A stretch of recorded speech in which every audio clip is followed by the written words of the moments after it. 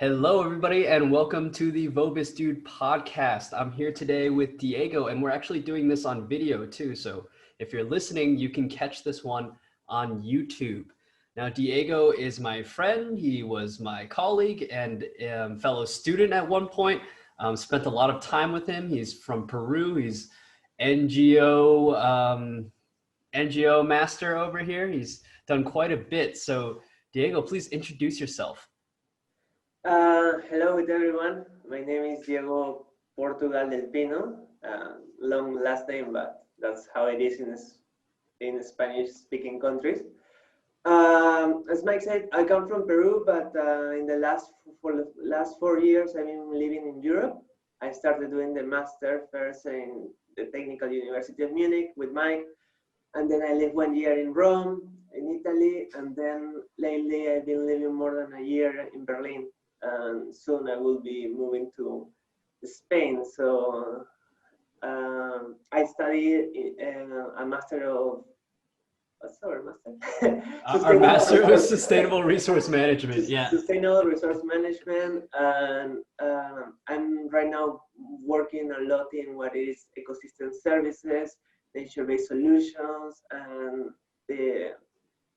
and I'm also involved in the UNFCCC process and the Convention of Biological Diversity. Yeah. So before we jump into like what you're doing now, I want to get into your background a bit, because you also founded an NGO in Peru called Ficus Peru, if I'm pronouncing everything correctly. Could we talk a little bit about that? Yeah, we pronounce it in Spanish, Ficus, but yeah. Okay. I butchered that. It's okay. Yeah, so you want to know about Ficus? Yeah. Okay. Well, when I started Ficus like in 2015 with a friend, one of my closest friends at that time. And it was basically his idea, because he was an anthropologist and I studied environmental science. So he came with a proposal to me to do something together to combine our knowledge. And yeah, we thought, yeah, why don't we do an NGO? At that time, I was like 23, extremely inexperienced. Actually, before that, I got fired from a job that I really like, and I kind of was in a not good place in mind at that time, because I didn't have money. I couldn't get any job, and I didn't know what to do. And yeah, so he came with that idea. We shaped it, and yeah, that's how come trying to do something for Peru. In that case, it had to be Lima, because we were broke, so we didn't have much money to do it somewhere else in Peru. So we decided to try to see what we can do together. And yeah, as you know, most of the environmental problems are really intertwined with social problems. So it kind of was a good idea. But and then on the process, we get more friends together. Little by little, because I started taking shape. We got funding from the Australian embassy. Yeah, and I stood like in Ficus the first 2 years. And then he was the president, and now Ficus has another president. What does Ficus really want to do? I mean, the original idea of Ficus is to try to ameliorate or improve the living conditions of the people with green technologies. At that time, when we first started, we were proposing creating, making like a like an urban forest on the hills of Lima. But the soil there was not that developed. Actually, it was barely any soil. It was just rocks. So we have to, in order for a tree to grow, you have to put them with compost or something like that. So that's why we try to, from the organic waste of the people, we try to create soil for later use to greener the area of a particular place. So did you, I mean, where did you learn maybe some of the basics of like human environmental interaction? Was this obviously you had some knowledge base before you started this NGO, right? Yeah, well, I did my bachelor in Australia. Okay. Australia, I don't know if you know this, but they are the ones that created the permaculture, the Okay. concept of permaculture. So growing organic vegetables it was at that time really big in Australia. At the time, I'm talking about 2013. So my university was located in front of the Great Barrier Reef, and there was a huge problem with the agro businesses because most of these how do you say, like fertilizers or pesticides, they were taken to the river, and then it goes to the reef, and it was bleaching the reef. So there was, and because that area of Australia, it was very biodiversity rich, there was a huge concern to improve more organic friendly ways of agriculture. Okay. And in my university, I never took like a compost kind of subject, but I learned about soils in my university. But it was actually my neighbor at that time. She grew her garden, and most of the vegetables that we had was from her garden. And did I say neighbor? Roommate, I meant to say. Oh, sorry. okay. Roommate, yeah. My roommate. And my roommate kind of was like, if you can say, like older lady. I mean, not that old, like at that time I was 22, so. Okay, me, like, everybody was old for you. Yeah.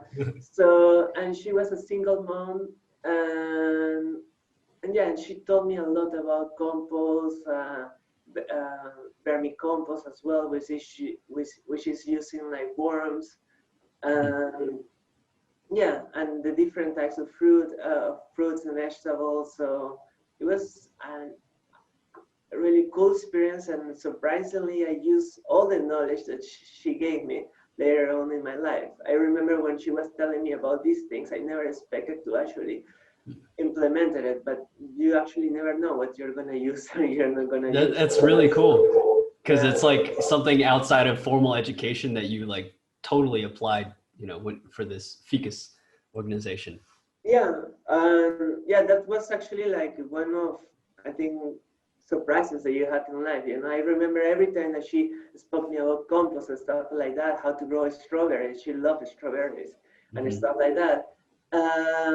I felt like, yeah, I mean, this is cool, but I never really thought I will implement this. And later, actually, it was something that I did, that all the knowledge transfer that she gave me, I applied it. And it was kind of the cornerstone of one of the first activities of Ficus.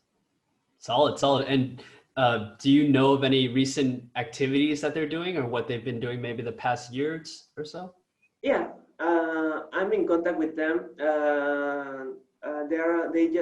Last year they won a funding from the German government.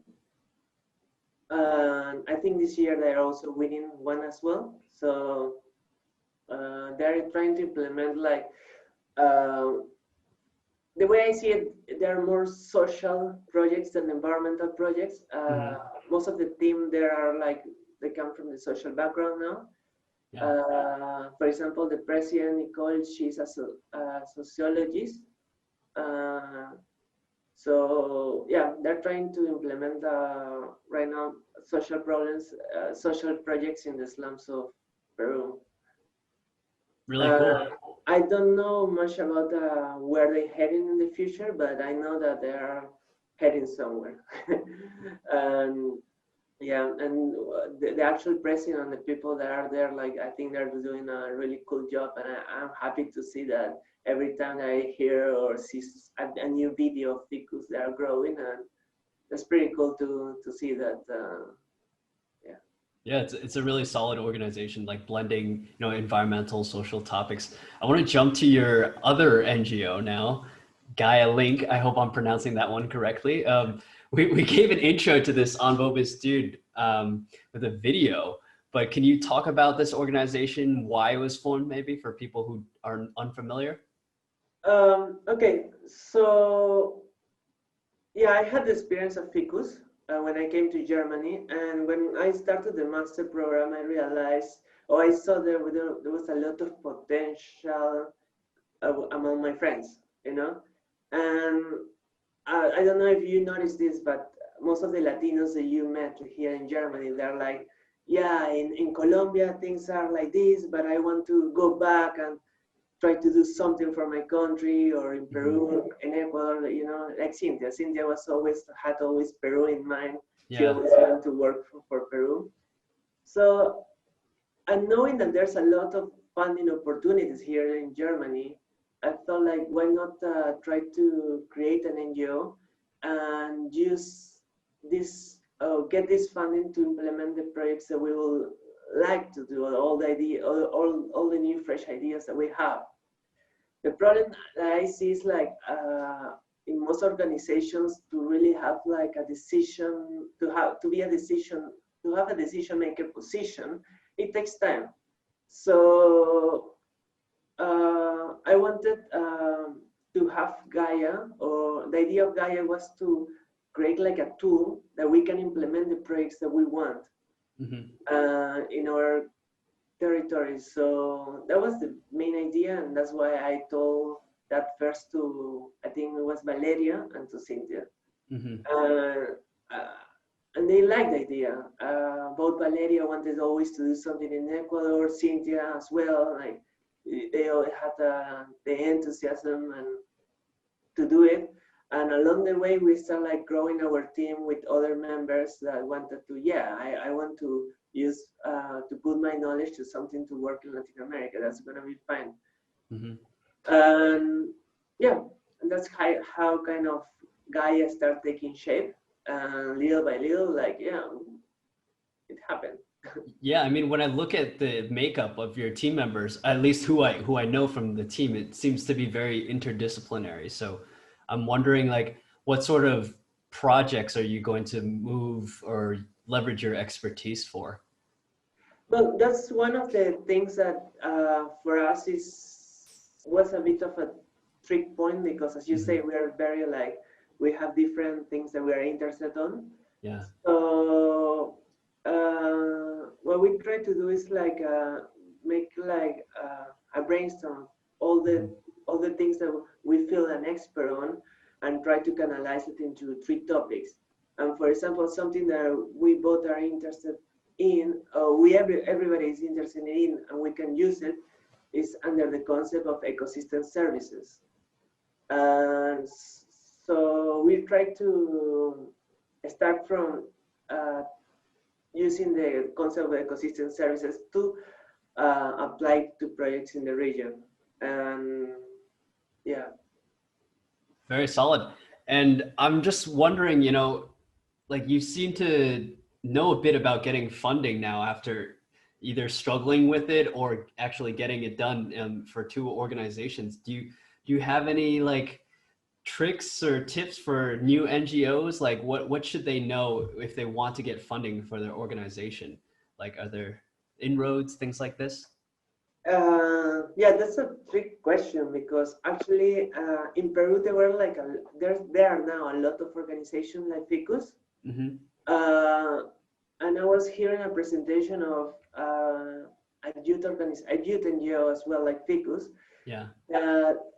They do a lot of webinars and stuff like that, and they found out there's a statistic that only 50% of young organizations conformed by what you can call youth get funding.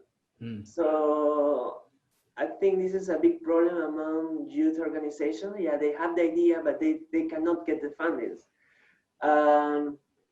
So it's a way I consider lucky to have contributed to organizations, and we managed to get funding. But the way we got it, I think, was just luck, because yeah, the first funding that I received was from the first kind of big funding at that time was from the Australian embassy, and that was 50,000 Australian dollars, which in Peruvian soles it was 6 digits. So that was a lot of money for me, and and it was a huge project for us at that time. And the way we got it, this is because in some way I studied in Australia, and I managed to go to an event organized by the Australian Embassy, and I met the Australian ambassador at that time. Funny thing is, like, when I met the Australian ambassador, he was going to the toilet because everybody wanted to talk to the ambassador, you know? Like, ambassador there, and everybody had a project in mind. So it was an event for the alumni of Australia that were living in Peru, and everybody wanted to talk to him. So I remember I went with a friend at that time to the event, but it was for, you are able to invite like a guest or your partner, which they're expecting your girlfriend or something like that. But at the time that event happened, it was Ficus we were 3 men. So it was me, Diego Navarro, was the anthropologist, and Alonso Vasquez, which they both were friends from school. And Alonso spoke really good English. So I thought, and Alonso told me, yeah, I'll go with you. So we went as a couple to this event. And I remember the food was really, really good. And then I remember telling Alonso, hey, look, the ambassador is going to the toilet, so we have to act. So we went between we cautioned me before entering the toilet, and I tried to explain the idea of what Ficus was, but it was the first time I spoke to an ambassador. So I remember I went like, my English didn't go, you know, I couldn't speak proper English. But luckily Alonso was there next to me, and he was able to explain the idea. And the ambassador said, you know what, I like this, what you guys are doing, so why don't you come to the embassy? So after that, we got really good relationship with the embassy, and with time, we got funding from them. We applied to one of their contacts, and we won it. That's a really, really fun story. I mean, you know what I noticed about you is that sometimes you might not have the knowledge or the expertise, but you're like, screw it, I'm going to go in there. I remember one time you told me you made a presentation in German, and your German wasn't at the level yet that you wanted it to be, but you're like, I'm doing it. And then you went up there and you did it anyway. Is this something that you've been doing your whole life, or is it something that you had to like work up to start doing more, I would say, daring things and taking risks like this? Yeah, surprisingly, I'm always amazed by the time that I'm put myself in situations that at the moment I'm putting myself in that situation, I am for sure not prepared to. Some part of me like it to tell about it after. Another part of me is like, yeah, how did I end up here? You know, I'm not capable to. I mean, at that time, I didn't have the skills. So, for example, talking to the ambassador, yeah, I come across with him, I stop him, but now talk to him, and I become really nervous. That experience with ambassador, kind of, I never been so nervous with talking to somebody in my life. Yeah, I don't think it's an ideal situation to be in these positions or in that moment. But it pays off, right? Yeah, sometimes I don't really have a choice. You know, that's the way I see it. I have to present this in German, and yeah, sadly there's nobody else to present it for me. So with the little German I know, I had to do the best of it. And Ficus, in some way, was like that, because yeah, I finished my bachelor, and my friend finished his university as well, but we both were inexperienced kids. You know, we didn't know. I studied environmental science, and in my degree, nobody told me about how to lead, or how to make an organization, or how to be a good, have all the accounts in order, how to deal with lawyers and stuff like that. Yeah. And it was a lot of learning by doing, and Ficus exposed me to a lot of things There's always going to be more members that are more active than others, but the idea is to have, for me, if you get like the right person that you can develop an idea, then you will do it. And you have to have the always oriented to the motivation, why you want to do this. Because most of the time along the way, there's going to be times that you're like, you know, that is too complicated. Screw it. I don't want to invest more time on this. And that's why the motivation aspect plays a key component, because you have to either renew it, keep motivating yourself, or your team members. But that's something that's going to be at stake somewhere along the line. Do you have any like maybe key traits that you've like identified with team members that have really helped in the early stages of organization building? Or like, if you could start over again and you could like pick traits in a person, would you have any? Yeah, I mean, for me, the most important thing is trust. I have to trust the people I'm working with. Yeah. Can you come up with your question again? Sorry. Yeah, just traits for people in new organizations. Like, what would be important for you? But trust is a very good one, I would say. Yeah, they're active. They I don't know how to say this in a word, but I like the people that tell you they want to do something and they do it. If you can say the action makers, you know, the ones that make things happen. So those are the kind of people that you always wanted to have next to you. That whatever idea they have, as crazy as it may be, that later you see, oh, he did it. That's really cool. So you need those kind of people that make things happen. I want to hit on one more NGO that you're working with, WWF. Can you talk about publicly about any of the projects that you're working on for them? Anything exciting you want to mention? Well, yeah, I can mention something. Only one of the things that because most of the things that I'm developing, they are internal for now. So we were working with the recovery packages of countries, and to see how greener they were. By green is like how much emphasis they're putting on the recovery package towards environmental actions, if you can call it that way. So we wanted to, we were working in recommendations for countries to consider why is it important to invest in nature instead of investing in short-term projects or actions. And there's a lot of evidence that if you invest in nature now, they have huge profits in the future.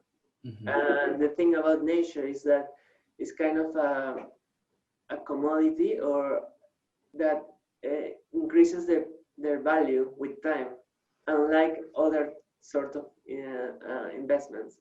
Yeah. Okay, that's really solid. So, as to complement something, we're actually working in actually finished like a first report with them, and it was a collaboration with ILO, the International Labour Organization. We're planning to develop a report coming out next week. So, so if you want, I can send you the link, and you can share it. Sure, why not? And a quick question: have things changed a lot for your organization as a result of this coronavirus, like remote working? How are things now in a big organization like WWF?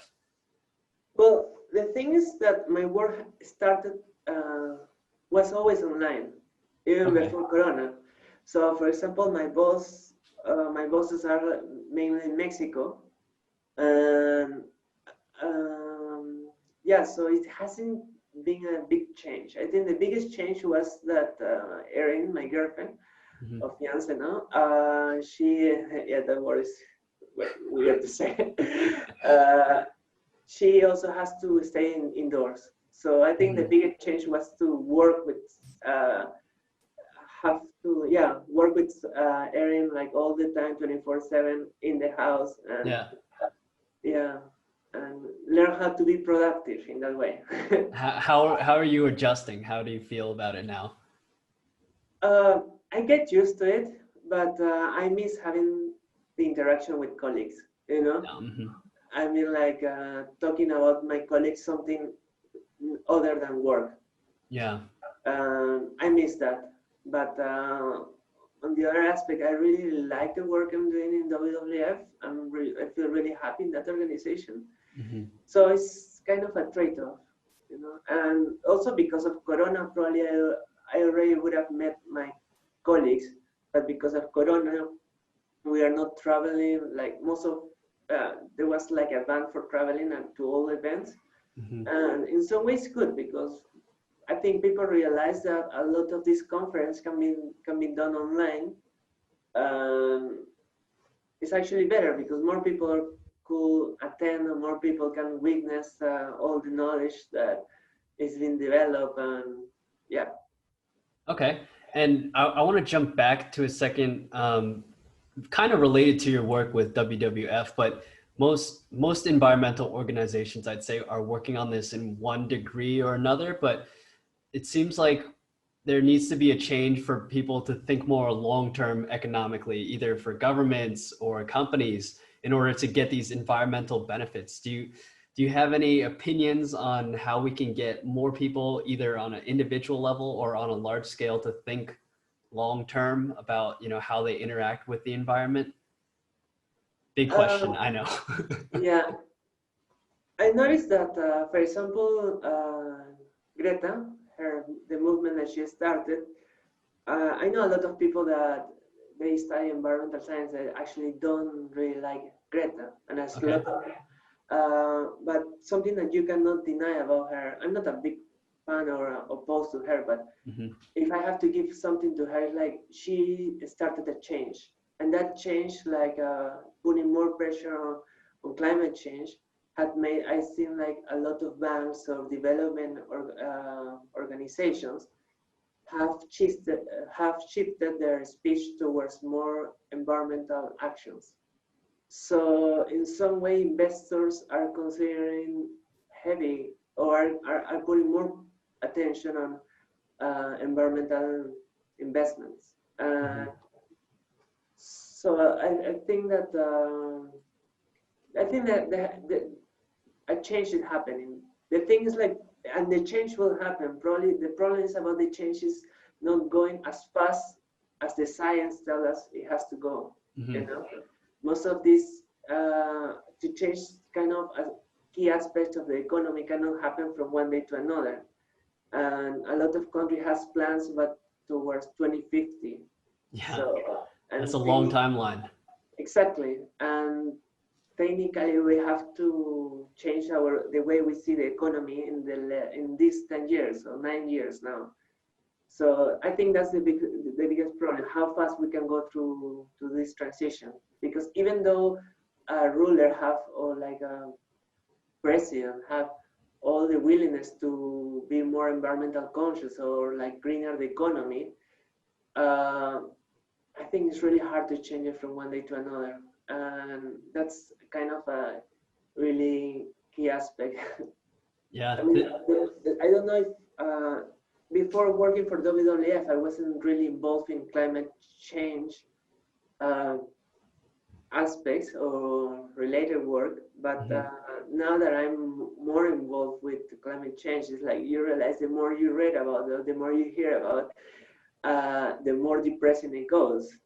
And especially with what's going on in politics, and you know. Yeah. So yeah, it's hard to see how this is gonna end. You know, technically we have 10 years.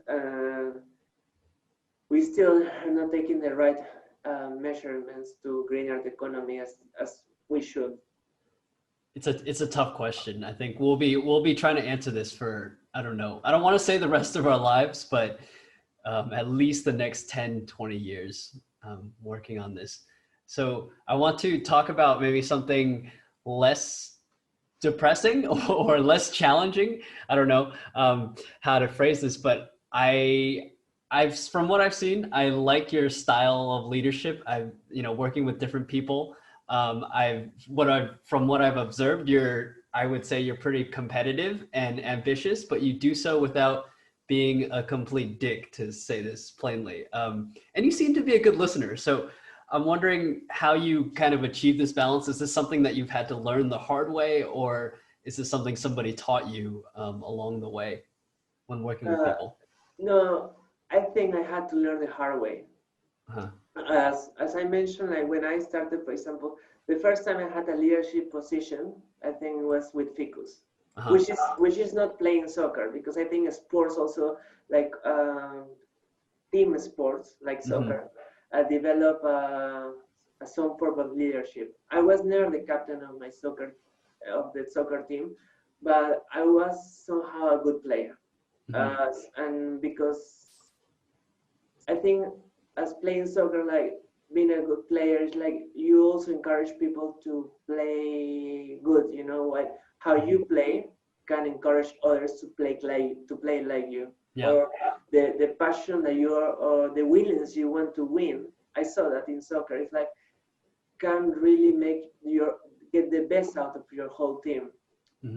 And so the first time I encountered like this thing with Ficus, that I was elected the president, I really didn't know how to lead something, you know. And I had a lot of problems with my colleagues that were friends at that time, because I didn't know how to make them do things, you know. That's why I tell you the importance of finding the people that will help you do the things, that are doers, you know, that they say like, oh, let's do this something and we're gonna do it. Yeah, that's that's something that definitely had to learn along the way. And every time I feel like I'm learning more and more. I don't think myself as a good leader, but I definitely try to improve. I remember, for example, if you ask this question to Nicole, which is actually now the president of Ficus, if you ask her if I'm a good leader, I think probably she'll say like, no, so much, because Nicole actually came to Ficus as the first volunteer, and she was very active, you know. And but for some reason we always have a lot of arguments, and we wanted to kill each other like 1,000 times. We're still, despite of that, we are also good friends. So I think I learned a lot about leading by engaging with her. I think she's a really good leader. She's also way younger than me. So she's doing things, she's really doing really awesome things. But there's another aspect I wanted to say, like, and I tell this to Erin a lot, Erin is my girlfriend. Fiancé. Yeah. And I tell Erin this a lot, that I really don't like to lead. I never really like to be, you know, the key player in doing something. I'm more interested to be part of something that I believe in than to lead it. But sometimes I find myself being the one that is kind of pushing the things to happen. So in some way that made me the leader. But if I can think of something of leadership that I always keep in mind, is that I read this in a book long ago. It's like, a really good leader doesn't really want followers. He wants to create leaders. So that's kind of the key message that I always have in mind. The person that you are dealing with now, even if it's a volunteer, could be a great leader, even better than you in the future. And I learned, I saw this happen in Ficus, like people coming from volunteers and suddenly being the key player in your team years later. So, and the other aspect that you mentioned about listening is like, for example, in Gaia, the kind of leaders in Gaia are like Alejandro and Annie, and and and I really like a lot in them. I mean, like, I respect them. I think they're really capable, and I don't. In Gaia, we don't try to be vertical relationships with nobody, even if there's like executive committee. We try to be transparent and very horizontal with everyone. And the thing about Gaia is that there's a lot of capable people there, and I feel really fortunate to have found people that a lot of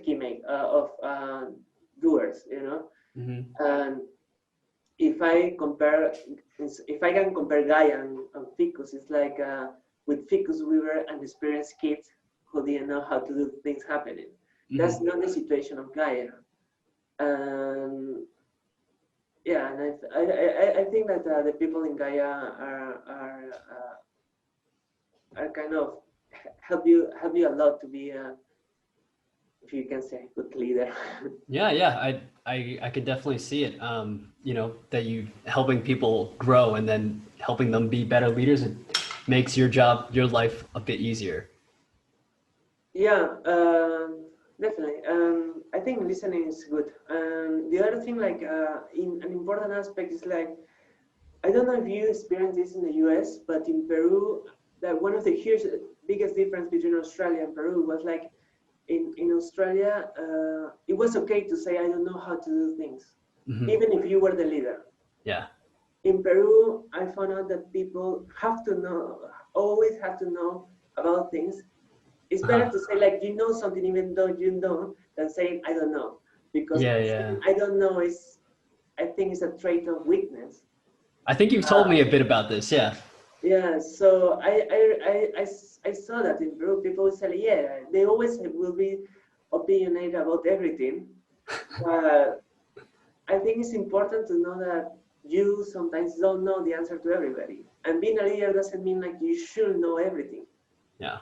And that's why you have a team as well. You can rely on your team and I realize that I don't know a lot of things, and the people in Gaia always help me I rely a lot in them for advice, even like for professional, like in my personal aspect, in my personal life. I mean, like, I rather not mention anyone. Yeah. There's members in Gaia that before doing something, I always tell them, hey, what do you think about this? You know, should we do it this way or not? And yeah, and I think that kind of helps a lot as well. I think it's really good to have people you can like depend on, you know, not just in professional setting, for sure. I want to jump to networking again. So I've seen it. I've heard about it. I've seen your resume here and there. I know you're a networking monster. So I want to know about like how you network. Do you do anything routinely when you first meet people? Like, do you have anything you keep in mind that you want to remember about people, or what's going on in your head when you walk into a room and maybe you need to talk to somebody, or you want to get something from the situation that's important? I think that this is kind of my most Latino trait. Okay. I see somebody I met and automatically I consider it a potential friend. Okay. And I invited to do different things. So for example, I like bouldering. So I remember sometimes I met somebody boulder and say, hey, we should go for a beer or something like that, and get to know people. And yeah, probably because I don't have a trick for this. It's just I think that I like to connect dots, and I like to also to meet new people.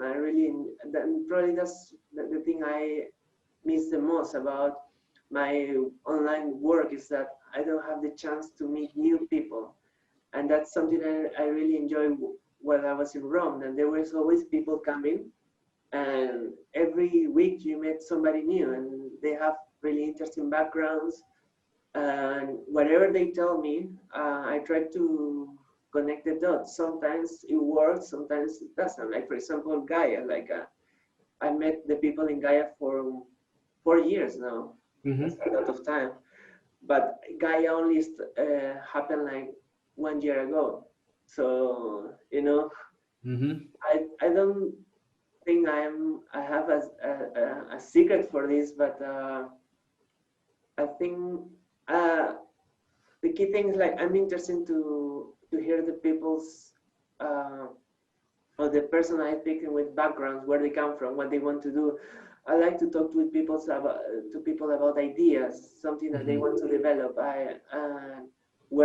How they're gonna do it, and seeing a month later or a year after doing it. That's for me. That's awesome. Knowing that this person told me, "Hey, I want to do this," and then I see it happen and say, "Wow, that's good." And I also wanted to be surrounded by these people.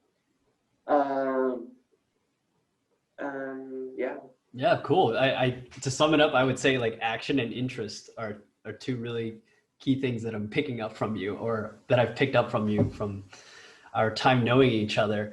I want to give you a throwback. So a long time ago, you told me about your job working in Australia at KFC. You won Employee of the Month there. So I know it takes a lot of hard work to work in a job like that, and it probably takes even harder work to get Employee of the Month. So were you a hard worker before that, or did that job teach you to work as hard as you do now? Well, that's a really good question. Actually, KFC was my first job. Oh. So before that, I never had to work, and it was in Australia. Yeah, I wouldn't say I was a hard worker in KFC, but I tried to. The thing is, in these jobs, if you take too long, you see the anger of your colleagues. Okay. Because usually I had to shut down the store, and if I'm too slow, I'm gonna make my whole colleagues take longer to close the store. So probably, and it was a team job. You have everybody. The dishwasher had to finish quick. The cook have to finish quick. And everybody has to play their role and finish quick in order for everybody to go home at the supposed time, and not like 1 hour later because somebody didn't clean this, or this is not where it's supposed to be. So probably that seeing how my colleagues were efficient working make you try to be the same to other people. And I learned, I mean, I really miss, this sounds awful, but I miss working in KFC because it was less stress.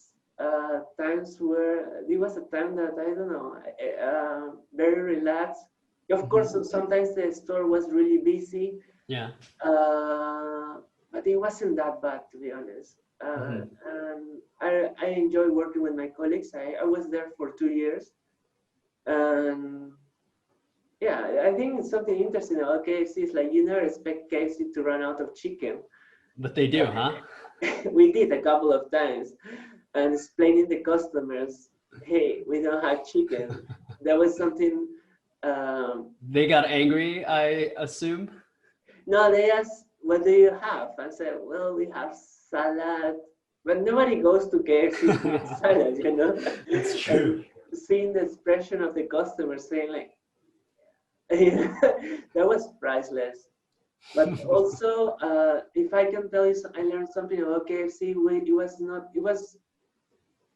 It was the first time I was earning money and being responsible to the money I was earning.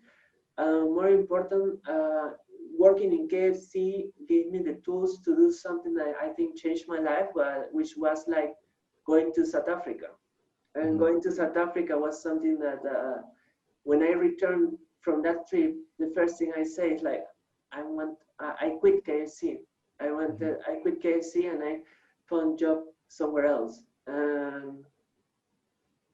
And yeah, it kind of changed, was a life-changing trip. What happened on this trip, or what did you do? I was in a wildlife reserve, yeah, and I was there for 5 weeks. Uh, Probably this is something that people will pick up faster than me, but I had to see, I had to saw that to really get to know this, that when you're watching wildlife or animals like every day for 5 weeks, and you see, I saw a lot of death, you know, and I saw animals killing each other all the time. It's not the same as watching a National Geographic that you saw like the whole thing, and you're like, oh look, the lion killed zebra and all this, that aspect. Like watching something dying was shocking, extremely shocking. And I wasn't the only one being shocked by that experience. It was like the people that were surrounded with me, they were like all the time saying like, yeah, you saw like the lion killing a prey, and you were like, well, it's not easy to watch, but No. we were witnessing it, and realized that how delicate life is, you know, something that is full of life in 1 second, and the next second like out. Yeah. And I don't know, that kind of shocked me deeply, you know, seeing that. And I arrived to Australia with another mentality, saying like probably appreciating life more, and realizing that you don't know when it's gonna be your last moment. So you have to. I came back to Australia with a plan like to find what makes me happy, what I wanted to do in this life. Before that, I was just living to have fun. Yeah, you yeah. know, and when I returned, I said like, yeah, I want to do this and this, and find this purpose in my life. Before I was just 20-year-old partying and stuff, and you know, like having fun, like you know, having. Yeah, yeah. So what was this purpose, if you don't mind me asking, that you found? I didn't know when I returned, but I knew that I didn't know, and I want to find what really makes me happy, where I really want to dedicate my life on. So it took me time to really realize what I want to do with my life. I still exactly don't know 100%, but at least I know what I can do and what I cannot do, or what, you know, and yeah, I realized from South Africa finding this, and in the following year I didn't find kind of a purpose, and I finished my bachelor, and I decided to take another trip, like with all my savings, because I was saving money to do a master's in Australia. Yeah. But I say like, you know, I don't really want to do a master. I don't feel like I'm prepared to do a master. I don't know what to do my master on. Yeah. And I have a lot of savings. So, and I also love rainforests. In Australia, I was living in a rainforest, and I said like, well, if I enjoy so much being in a rainforest, how will it be to go to the Amazon? And then kind of my purpose, my immediate short-term purpose was to work in the Amazon. But before doing that, I took a trip for 6 months, being like kind of careless about it, and kind of having, if you can say, like, yeah, it took 6 months to India, and I went to another wildlife reserve, and this was a tiger reserve. Yeah. And yeah, and I learned from the things that happen to you, but eventually I make it to Peru. I found this job in the Amazon. Everything was really awesome, and suddenly I got fired. And it was, for me, that was something shocking, you know, like which I think was another life-changing experience for me. Is where Ficus started months later. Yeah. So you never know where you'll end up, like. No, I mean, like, especially now that I'm kind of going to Spain, like, I mean, Yeah. I have an idea of what I want to do. I have a plan of what I want to do in the future. Mm-hmm. But uh, yeah, in some way, it's you never know what situation you're gonna be living. And I remember, like, for example, another shocking thing, like in Australia, when I was working, because I did an internship for the Cairns Regional Council, my colleagues were really friendly with me. You know, they were colleagues. Mm-hmm. If I didn't know how to do something, they explained to me. In Peru, it wasn't like that. In Peru, it was a lot of people stabbing you in the back when you were working. And I didn't have that mentality. I had more like the Australian mentality. Okay, yeah. And seeing, like, kind of, you can say, like, about the having it's like Peru is a different world. I mean, like, especially in the Amazon, like, things were completely different from the bubble I was in Australia. Yeah. And going to work in the Amazon was like facing the hard truth of how things really are, which are really not nice. Yeah.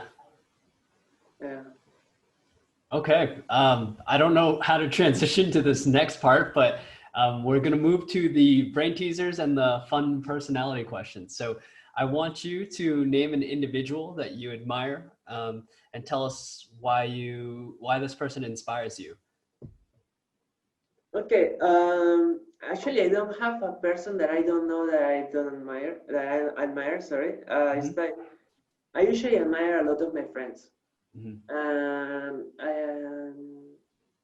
Yeah, I mean, like, growing up, when I was a teenager, I used to admire a lot Bob Dylan and John Lennon and Nelson Mandela. But right now, if you ask me about idols, actually, I admire the people that I meet every day in my life. I mean, I met somebody, for example, in FAO, I met one of my good friends. His name is Khalil. Okay. He's my age, and the way he is, the way he behaves, the way how he deals with situation, I really admire that aspect from him. And he is kind of these people that kind of makes you being a better person, or kind of, you know. I also admire, for example, right now, my boss, one of my boss in the WWF. There's aspect of her personality that I find like, yeah, I want to be like her, you know. And she's she has a really senior position and all that aspect, and she's super busy. But if you ask me how I want to be as a leader, I want to be like her, you know. Like and what does she do, or like, how does she behave, if you can describe it? I don't know if you notice this, but the more important, or the more higher a position is, the people are more busy, and they kind of get disconnected from the people that are down in the lower positions. Yeah. What I like about her is that I find she listens a lot. She's trustworthy. I mean, like, she yeah. And how can I say this? Well, it's like, I like how she handles situation, how she pays attention. I admire her, like, she's in many projects. Her head is in a lot of in a lot of places, but when she's with you, like, she focuses in that particular aspect. She's also a mother, so I really admire that. Besides being, like, really busy, she dedicates time to her family, and, you know, allocates good use of her time. Yeah, and she treats, like, everybody like, not because of her position, but because of it's a human being, you know. Doesn't matter how. That's important. Yes. Yeah, doesn't matter how old or inexperienced a person is. Like, still a person, and deserve your attention when you are speaking to him. I think a lot of people forget that. Yeah. Yeah, definitely. And yeah, that's something I wish I can always, if I can have in the future, never to Hmm. forget, like, doesn't matter how important you ended up becoming, never to forget to pay the same, to pay your undivided attention to everyone. Hmm. Okay. What is one unusual habit that you have or an absurd thing that you love? Well, where if even if you don't believe it, I'm a bit of a superstition person, Okay. but with a really stupid thing, with Like, with a number, you know. If I like, whenever I see, for example, the number 21, uh-huh. I think that's good luck for me. It can be in a car or in the clock or something like that. I say like, okay, it's not, I say like it's 21. Oh, okay, I'm doing something good. Likewise, if I encounter the number 22, I think I'm doing something I shouldn't be doing. Okay. And this is something really stupid, but I don't know. I cannot. Uh, Where did these numbers come from? Like anything in particular? uh, I don't know. It's just I don't know. I when I play soccer, Hmm. uh, I guess somebody gave me the number 21, Okay. and I make really good games with that number. Yeah, yeah. So I ended up liking that number. That's funny. And 22, I don't know why I hate that number so much, but I just don't like that number at all. I had when I was younger, I had a pair of pants that like good things were happening to me when I was wearing this pair of shorts, and I was like, this is my lucky pair of shorts, which was, looking back on it, totally not true, but at the time that's what I believed. So it's really funny. Yeah, I mean, I don't know where that come from, but that's how it is. Of course, there's been times that I have to make a really important decision, and I saw the number 22, and my Mhm. guts told me that this is the way to do, this is what you should do. Yeah. I did it anyway, Hmm. but I don't like seeing that number. Hmm. Okay.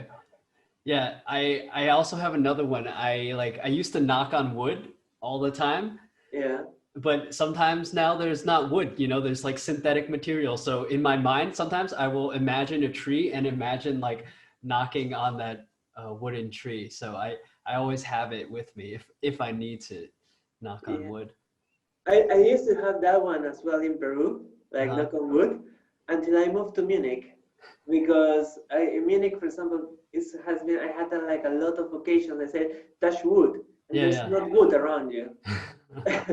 And I'm like, yeah, I mean, there's a lot. That's why I got the imagination one. Okay. Yeah, I it's have pretty, sorry, go ahead. no, yeah, it's pretty like yeah.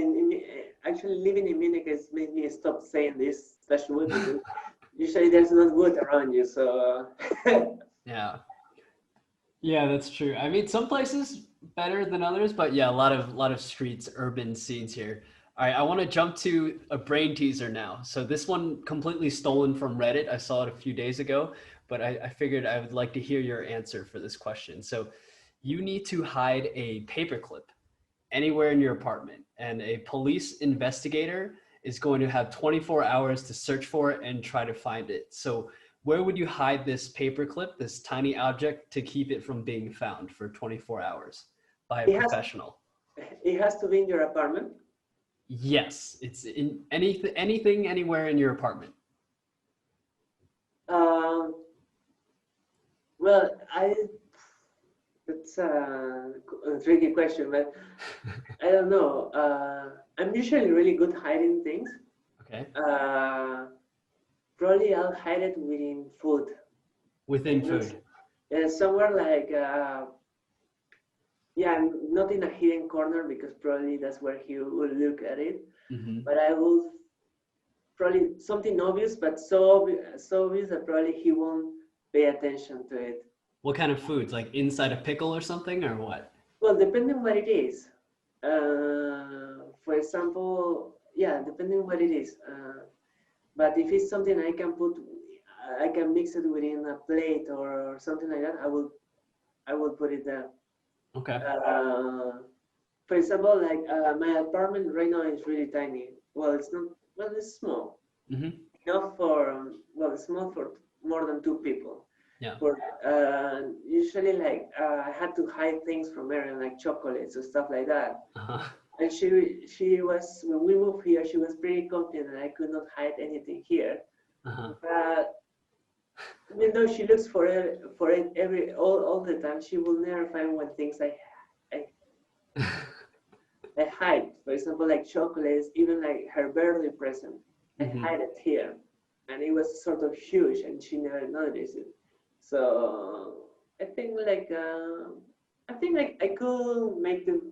I could hide something from the police, and he won't find it. Okay, so I know your secret, and if they listen to this, they'll know you put Yeah, it in the food. I was afraid to answer this correctly in case I really have to, in case I really encounter in this position. But But you have plenty of food, so it might take them a long time to find it. probably, where will you hide it? Well, I of course I looked at the answers online that other people put. Some really good ones I found were like on top of a ceiling fan. This is like something kind of obvious but obscure. But now that you mentioned food, I think putting it inside a pickle wouldn't be such a bad idea. Like you can unfold the paperclip and slide it into a pickle. I think that is pretty inconspicuous. I would I would also consider hiding it inside my camera equipment, like in a mechanical spot. You know, like you can open something up, put it in there. Um, yeah, I would put it inside an object, I think. But yeah, I haven't always been the best hider, but yeah, I think hiding in plain sight isn't too bad of an idea. Yeah, I mean, like, yeah, but I think like, I mean, I don't know. I think like food is a safe bet. I want to jump to the next question.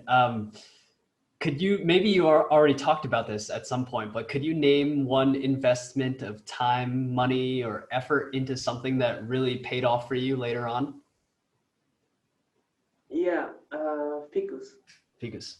Yeah, when I started Ficus, I felt like nobody took me serious. That I had a lot of discouragement from different people. Like I'm wasting my time. I Yeah. shouldn't be doing this.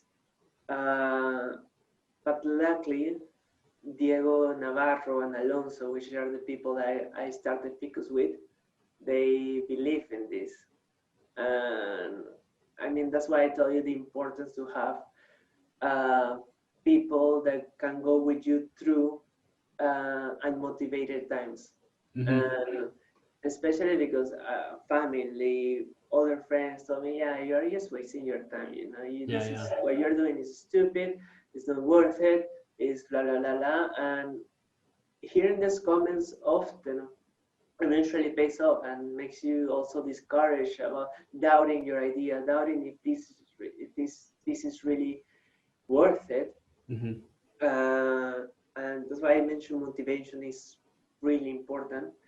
But in the end, it paid off because thanks to Ficus, I applied to a scholarship to come to Germany. Yeah. And they liked my application because what I was doing with Ficus. And I think Germany has opened me many doors. For example, go to the UN, now WWF, have a master, and have the possibility to do other things further on in life. But none of this would have happened without Ficus. So I think, yeah, I owe a lot to Ficus, and I try not to, because with Nicole, I think she's a terrific leader. She's doing amazing things, but probably I'll do different things than her. And of course, yeah. But in that aspect, I always try to remember that I owe a great deal to Ficus, and I try to support them in as much as I can. And I'm happy that they're keep going and they have somebody capable leading it. So And another thing, like kind of, it's not a thing, but actually it's Erin as well. Mm-hmm. You know, I mean, trying to be in a relationship with Erin, it was kind of hard because she likes to move a lot from one place to another. And yeah, but luckily somewhere along the way, like we managed to be in the same spot for at least 1 year. Yeah, yeah. And so, but it took a lot of time. I can imagine. Yeah. Yeah, very cool. What is one thing that you miss about Peru that you can't find in Europe? Food. Food. What kind of food? I don't know. I mean, like it's like in Peru, we believe we have the best food in the world. And I don't think you're gonna meet a Peruvian that's gonna tell you that his favorite food is not something from Peru. And I know this is hard to find for people that are not Peruvians, Mm-hmm. but I mean, Erin always thinks like, always tell us Peruvians, what is your favorite food? Thinking they're gonna answer something else that is outside Peru. They won't. They won't. It's always like, I think if there's something that kind of unites Peruvians is our food, or we are proud of, or we can brag about it, is our food. The thing about our food is not that well known internationally as Italian, Indian, Mm-hmm. but yeah, but we, I mean, for me, it's the best. What's your dish? Go-to dish? There's something called arroz chaufa, which is kind of, you can say, Chinese Peruvian mix food. Yeah. I love it. I mean, I'll pay a ticket to Peru just to eat that. But we also have like more common plates like ceviche. Probably you heard about it, which is raw fish. Yeah. I mean, in Peru we eat a lot of fish, but I don't like to eat fish. I like fish, but I don't like to eat fish outside Peru. Okay. So here in Germany, I don't eat fish. Actually, I don't eat fish. I haven't eaten fish outside Peru ever because I don't know. It feels like the Peru. And I don't know I don't know why, but I see a seafood plate in Peru and say, oh, this is fresh, like this is tasty. But that doesn't happen to me outside Peru. I didn't know this about you, to be honest, but very, very interesting. Yeah, I mean, like, yeah, I think like if you ask that to any Peruvian, he will answer the same. Yeah, and you tried Peruvian food, right? You took me to a restaurant like, I don't know, 2 or 3 years ago. Yeah, I remember that. My experience with foreigners trying Peruvian food for the first time is like half and a half. Sometimes they really love it, or sometimes, yeah, it's not. Yeah, it's cool. Nothing extraordinary.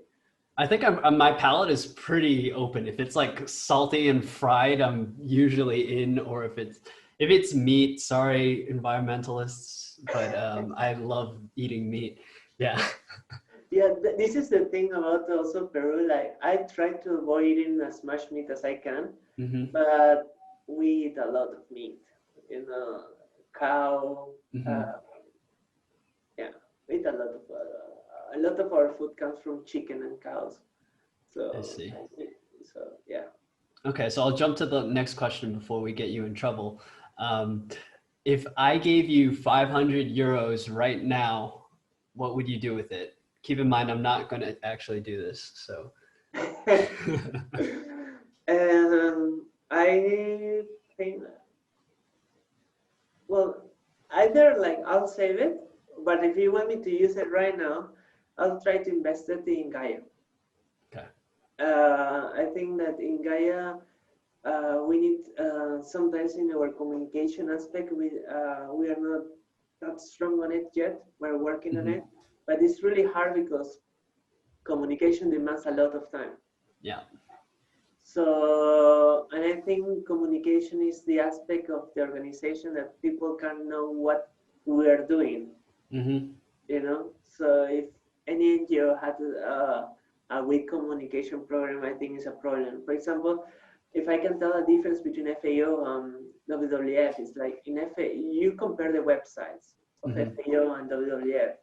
You're gonna see WWF website way more advanced and fancy than FAO, because WWF relies on donations or people that want to invest in it. Unlike FAO, that is kind of the UN, they're gonna get funded anyway, so they don't seem this as important as it is for an NGO. So I think that as an NGO, we need to enhance this aspect of us. Sure. I mean, if you need any expertise from my side, hit me up. Sure. Yeah. I will, definitely. We have to be in contact with that. Yeah, for sure. Let's see. I think that's all the questions we have. Do you have any questions for me before we wrap this up? Well, can I have 1 second? Yes, you can have 2 seconds. Good.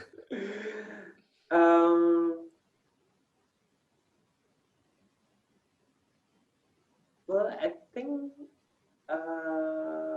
we'll cover most of the interview. So I don't think I have any further questions. Okay. Cool. So last thing, where can people go to learn more about what you do? Either one of your NGOs that you're involved in? I guess I try to put everything, all the things that I'm doing, like in LinkedIn. So if you connect with me in LinkedIn, you'll see like all the progress, all the work that I do.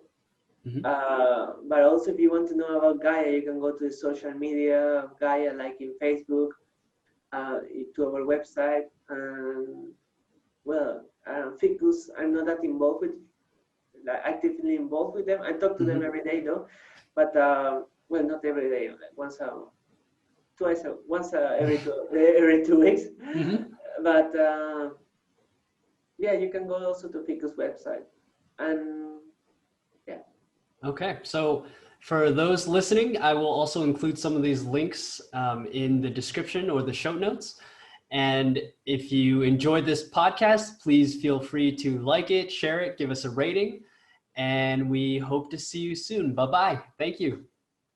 Thank you, Mike, for the interview. Ciao. See ya.